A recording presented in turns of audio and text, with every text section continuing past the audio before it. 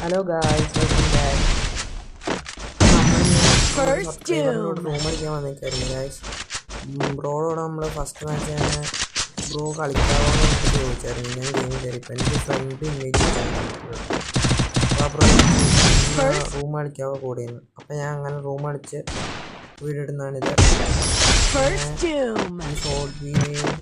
shorts ഇടാനുള്ള